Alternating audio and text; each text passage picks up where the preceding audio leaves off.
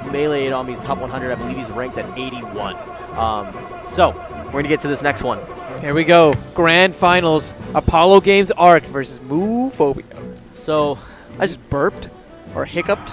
Maybe burping and hiccuping at the same time when I said Moophobia. Moophobia. And we're going to be seeing a Falco Ditto. Arc actually has a pretty decent Falco as well. He does. Not sure it's going to stack up to Moo's Falco. Maybe he wants to get some vengeance for the fallen comrade JF, who decided to go all Falco because he really wanted to improve his Falco from a tournament standard. And he definitely chose the right way to do it, and that's going to be a great way to start it. Arc taking that first stock against Moophobia. Arc knows his way around this character quite a bit. We've seen him in other sets throughout in other tournaments where he's really taken this character and she's shown off some fantastic combo game with him. But Moo, not someone to be slept on, man. He has his punish game tight. He has it right. And whenever you have a character as diabolical as this, with these up tilts, with these auto cancel bears, with these lasers, you can expect a really strong edge guard game. That down smash taking that next stock. It's so funny that edge guard setup all started because Arc was trying to force a little bit with the F smash, and the up tilt actually scooped him up before the F smash could connect. Ooh, get up attack from Moo. Lasers as he approaches. Moo's not one of those kind of guys who uses lasers passively or just uses them all over the place. He uses everything with purpose, which is definitely one of the hallmarks of this guy. There's the Nair to push him on the other side, and the edge guard to take it, and Arc sitting pretty. Only 80% on there, but right now he's in the mentality of, let me get some extra credit on Moo right now. I'm not sure how much extra credit he's going to be getting, though. Moo looking pretty strong. Another up tilt. Up air won't be enough, but back air is going to definitely do the trick. 11% extra credit, and he's coming back into this. It was just absolutely nothing between the two of them, and it's starting to throw a little bit back and forth. Look for the blips. Look at these things. And this, funny thing about this stage is that as the platforms are constantly adjusting, this is in theory a stage that can benefit a lot of different characters. However, Falco's not really keen on the fact that these platforms are constantly changing, so it means they have to adjust and shift their pillars accordingly.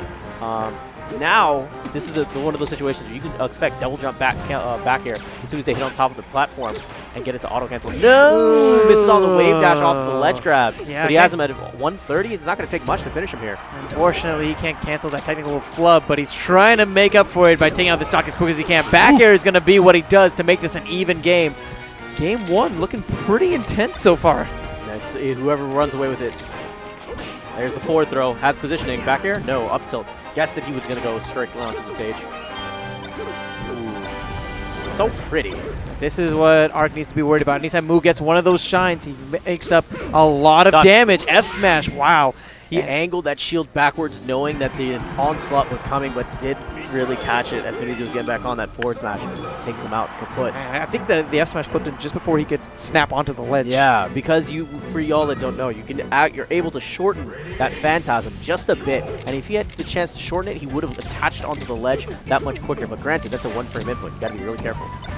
Well, let's see if maybe he can spruce things up. Arc unfortunately had a couple of technical errors in game one that really cost him that first game, but this is his counter pick.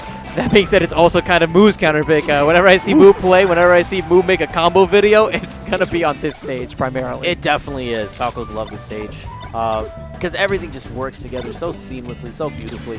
So we can see a beautiful cacophony of shines and dares and forward smashings. I see what you did there. Cacophony!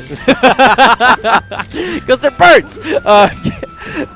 Moophobia unfortunately not able to make it before Randall was able to appear and save him. Even game from a stock standpoint, slight difference in the percentages. This is one thing. I think Arc probably has a better positional control game than Moo, but Moo, because he's primarily a Falco main, I think has a better punish game overall, and that's going to be the main interaction. Randall saving him there. That was so sick. That's the finish, though. Oh, yeah. Too far out. But a lot of this this set, honestly, is going to be revolving around how many shines Arc is going to allow Moo to get. Ooh, forward throw, laser. The reason why he's throwing that out there is trying to mess up the timing for Moo. Like, consider this, as that whenever you have that laser come out there, you are reset back to neutral state all over again. So you have to re-input everything that you had previously. Sometimes it's enough to throw people off, and it forces them down a little bit more lower, and so that way the angles they come at are a bit more predictable for Falcos to dare. And Moo Putting on a nice amount of extra credit, but I don't know if he was supposed to be doing a down smash there. Maybe he was trying to drop through the platform and do a down air. Expect a shine to come out of there. If he was going to retain up on the top, he would be able to get multi-shines off the top. Ooh, the dash attacks. Finish him. There. No, too low. Oh, yeah, a touch too low. And he would have gotten the conversion as well if he was there. All he had to do was hang on. But back air is going to seal the deal. One stock difference. Let's see if Ark can maybe bring this back. Back throw, but whiffing on the F smash afterwards. Move very wisely, jumping up to avoid the follow-up. Going for the lasers? Ah, no back air. So, now, you see how he's angling the shield there? He knew that Ark wants to come up there and see if he could get a shine, see if he could get a back air, something to get from that downward angle. But both these guys whiffing those. Ooh. Interesting. Man. He bounced up and then he pressed inputted shield and then he spot dodged in air, and that's where the punishment came from. But now, this still could go back to Ark. Yeah, Ark's been doing a really good job. He's absolutely slaughtering Moo whenever he's on the platforms. But Moo ends up taking set one. We're going to a bracket reset here. And now, Ark is going to probably swap to Marth. Yeah, or he's probably going to swap to the Marth. Don't get me wrong, the Falco, great. Always so much fun to watch, but this is what we know and love this man for. It's what we know and love. It's what we know and love. I mean, both these guys, and it's the same for Moo. Everyone knows and loves Moo for this Falco that he has. He really does a good job of taking this character to great lengths. But there it is. That's what we talked about. And now we're getting into it. FOD. And here we go. Whoa, okay. See, so he power shields the laser, but Moo had the shine out. Power shield it, and then shines it back. That was hilarious. Yeah, that was hilarious. This is what happens when you're too well known for your power shielding. Yeah, that was the easiest, the strangest 50% I've ever seen. But technical errors. A little bit of sloppy play from both ends. Whoa. That was nice. He recognized that aggression, pops in that counter as he was getting off the ledge. Ooh. Something that a player like Bluesap does a lot. Wow, and look at Ark continuing so much pressure. Even when he's trying to regard, blows out the candle, takes another quick stock from Moo. And Moophobia trying to use Phantasm as soon as he could to try to get a shot of even clipping Ark and potentially sending him down below. Ooh, dares, double dares, we take those. Nickelodeon combos, but now, looking for him to come back onto the edge. He wants something simple. For me, I will take simple, easy down tilts, but knowing that the Phantasm is coming, you have to know when to keep calm and just get your shield up and ready to go. You have to react and have a good idea for the situation. He's going to come angling upward. Oh man, and He's this done. looked so rough. I love the little pivot that I think that we saw from Ark just before he jumped up to ensure that he could spike Moo down because of the way that attack arcs. Well, the reason specifically is because he caught him at the tip of it. The reason when you catch him with those fares, it increases the amount of hit stun that they are stuck in, as well as keeps them around the same height and raises them just slightly, depending on knockback growth percentage. Nice. Ooh. Okay, so Moo doesn't get hit by that counter. He understands that he needs to be a little bit more patient anytime Ark is at the edge there, and that preemptive counter ends up costing Ark a stock. Ooh, the power shield. This is incredible. This is why he's one of the more technical Marths in the game. Ooh, angling those shields downward. There he goes. He went underneath and then went straight for the fair. He's using up tilts there to see as a reverse up tilt, so he can see if he can push him further off to the side. Dancing blade combo. Yeah, Ken? Oh, nice. Patience from Moo. Avoiding that tipper. Trying to get. I was honestly hoping for a better string from him, but he kind of lets it drop a bit. Oh, no, he was still on that platform. I think goes for jab and dunk, and that's going to be it. This comes back to what Marth should excel at against a spacing. The second that they are in that Roman candle, the second they're lighting up, that's when you need to go up there and snuff it. And there's other ways you can do it. If they're close to the ledge, you can grab ledge, maintain invulnerability, and do side B immediately off the edge, and you'll swipe them out. The other ways you can see it, if they're further out, you're going to go for those fares. If they're further below and you can maintain the stock advantage, go for the dunk. Ooh. And this is a stage where both of these characters are extremely volatile. Marth can use his sword to touch the touch the platforms directly above him, you can use up air to cover that top middle platform. Randall coming back into effect. now we're back to neutral.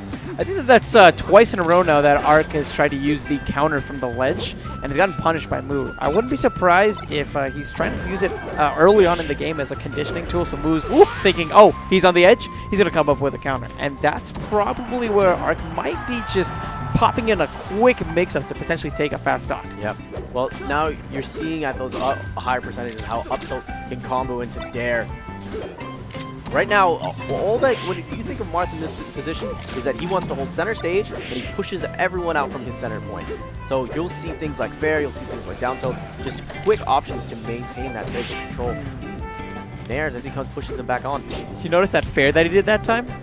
Yeah, I think he was expecting Moo to come in based on all of the counters. Ooh, again, it's the exact same setup. As soon as he did not attack, he did down tilt, he did up tilt, and then pushed him that much further out. Because he had him in the hit stun longer because of the tipper, he then went for the dare. That reverse dare, you'll also notice the hitbox comes out last the arc way outside. It's the arc of that hitbox. Oof. Two stocks apiece. Arc scooping him up with that grab. Marth's grab range. Something to be marveled at, honestly. It's pretty ridiculous. He thought he was just far enough to catch him with jab. That's why you saw it the first time. But he whiffs the second one, and then he finishes him off there. But see, that last interaction demonstrates why jab is such a great edge guarding tool. Arc was able to act out of it quick enough after he realized that it wasn't the right option, and still ended up getting the conversion. It's the same thing with down tilt as well. You can still use down tilt as a way for option coverage, because if you whiff something, if you still don't hit him with down tilt, you still have enough time to swap to another option. Up airs, taking him across the different platforms. There's the forward smash, put a little bit of butter on it, but not enough. Didn't get a tipper, doesn't get the F smash there either. Maybe a chance for Moophobia to retort. See if he can even land an aerial, but Arc's just doing such a good job keeping him out with all of these disjoints. Ooh, wait for it. Wait for it. There it is. You saw that he did a little tiny wave dash back before he came in, then boom. Yeah, I think he just dashed back. It was a standard dash back. He did dash forward, wave dash back, slid in place just a little bit, and then went full forward smash. Yeah, really, really clean. Arc's movement coming in clutch, especially at the end there. He's going to be taking Monday Night Melee after losing set 1, taking set 2, 2-0. Pretty handily.